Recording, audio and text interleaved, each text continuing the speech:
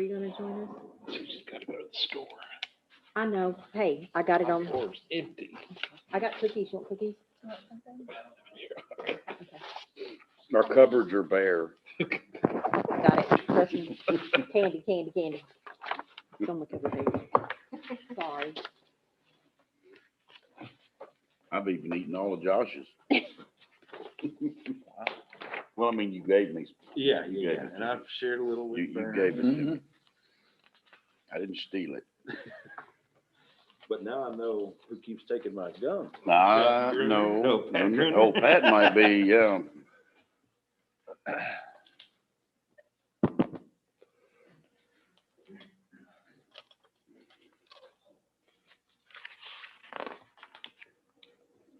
So ill-equipped right now.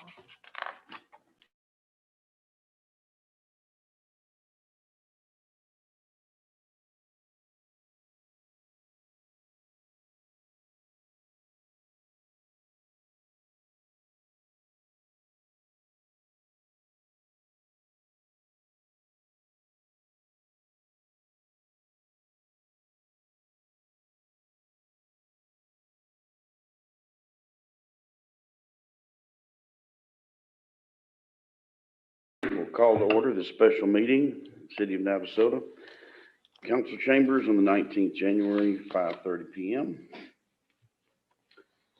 Welcome to those here in the audience and those via Zoom. We will dispense with item 2 and item 3. Any remarks of visitors? No, sir. Item 4 is consideration and possible action on ordinance 950-21, granting a variance to Chapter 3 Building Regulations, Article 3.02, Technical and Construction Codes and Standards, Division 3 Residential Code 3.02, 102B, adoption of minimum size for residences and permit fees for the City of Navasota, Code of Ordinances, and declaring this ordinance to be an emergency measure.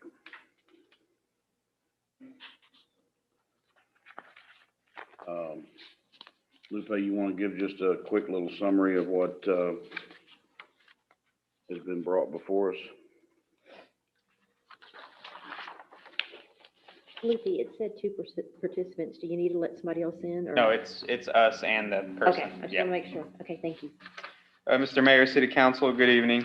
So following last Monday's City Council meeting, there was an item by Blanche Stewart to request a variance from the minimum 750 square foot requirement for new homes. That's heated area. They had a request. They brought it forth. The way the item was worded on the agenda, it wouldn't allow council to make action. So a special meeting needed to be created for this, and also an ordinance drafted, since you can only amend an ordinance with another ordinance. And so that's what you have here before you tonight. They're requesting 288 square feet versus the minimum 750. I think, How many square feet again? 288. Yeah, it's a 12 by 24 building. And the minimum is 750, so.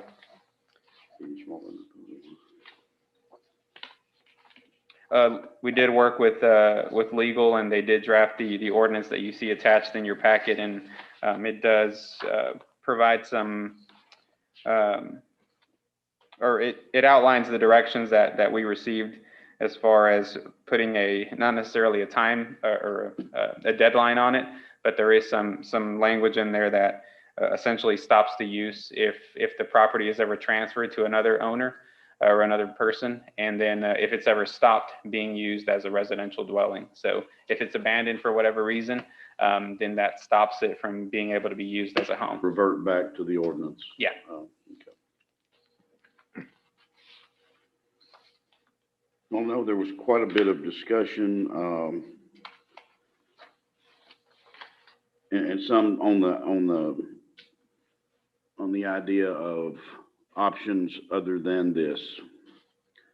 And I took it upon myself to speak with Brazos Valley Council of Governments.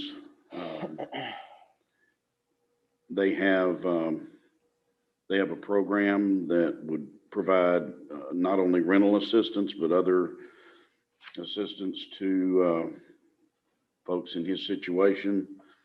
And again, the reasoning behind my doing that is for his well-being, being the fact that he is disabled to a point that he doesn't have the ability to communicate with a phone or safely communicate or travel. I wanted to find out what was out there, what other options could be. So there is immediate funding available. I passed that on to Mr. Jennings because I know he was speaking on Mr. Stewart's behalf. I'm assuming Mr. Stewart is not here tonight. Okay. But there is quite a bit available out there for him, and I know probably the reasoning that maybe he's not been pursued is just because of his situation, the ability to go to Buckingham and find out if there's an opening, or go to the COG and whatnot. So there's quite a bit of stuff out there. Just I wanted that to be thrown out as an alternative, because there is an extensive amount of services available to him, again, for his well-being, and that's what I'm referring to.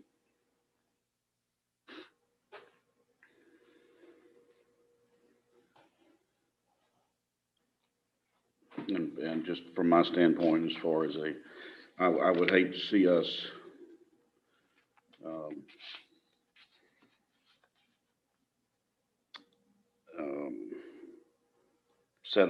almost set a precedent in this kind of a situation, but that's another point of possible discussion.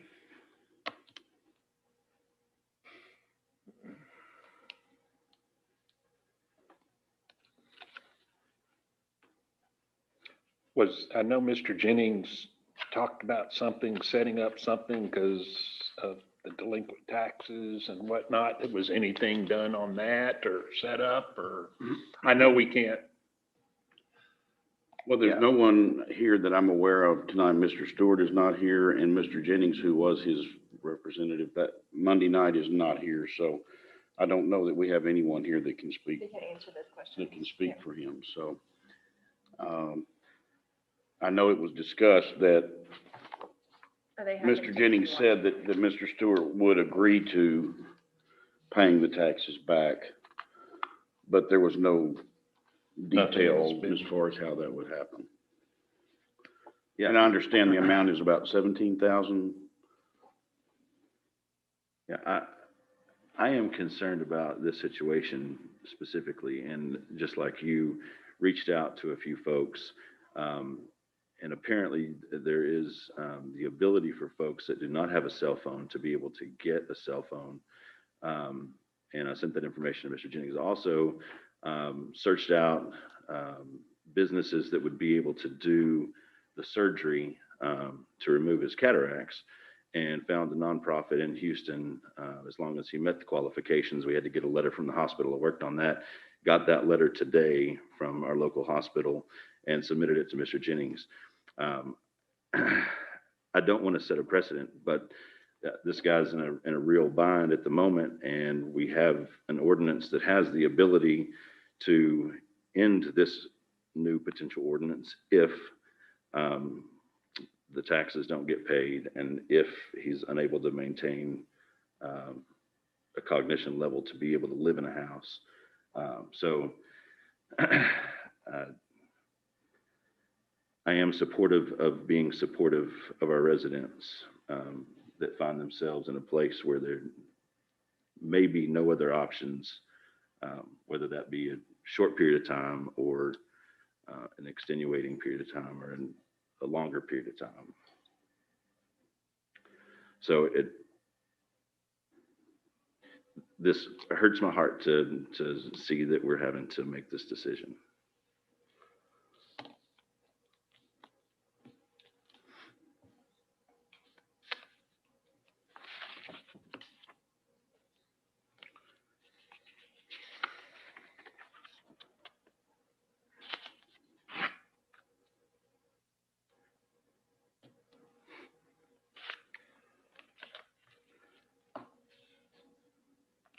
So Lupe, as you mentioned, this ordinance would no longer be in effect for, seemed like there was 3 reasons. Abandonment, no longer uses as a residence, or the owner no longer owns or possesses any ownership interest in the property. Yes, sir.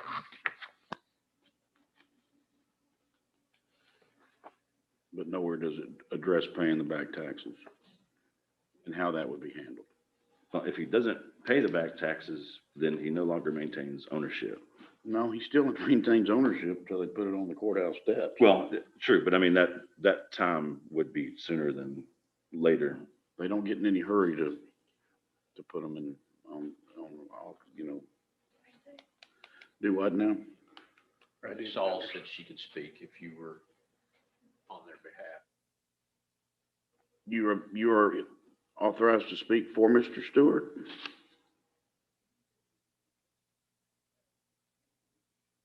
Okay, well, come to the podium, speak your name and your address, and you have 3 minutes. Good evening, everybody. Audrey Sauls. I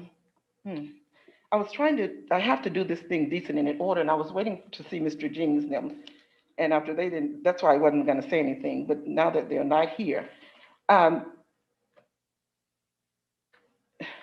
This is home for Mr. Blanche. This is home. And for him to have to leave his home, his safe haven, to move into assistant living or Buckingham or something like that, I don't think that's fair, Mayor. I don't think that's fair. Mr. Stewart is in his right mind. We're seeking to get him help to get the glaucoma, the eyes fixed. He did go to the bank today. And of course, he did go to the bank today and withdrew some money and went and paid $500 on his property taxes. We're going back on the 29th and make arrangements to pay his property taxes. We got the information from the water department where he owed $300 and some. We are prepared, the organization, the Empowerment Coalition of Leaders is prepared to help him get his water back on. Then the utility, the electric with Entergy, we call them and they are willing to do whatever they can to get his electric on. So we'll too help him get the meter pole in. I don't think that would be a good idea to just let this man, that's all he knows is home, and to remove him from his safe haven. I don't think that's a good idea.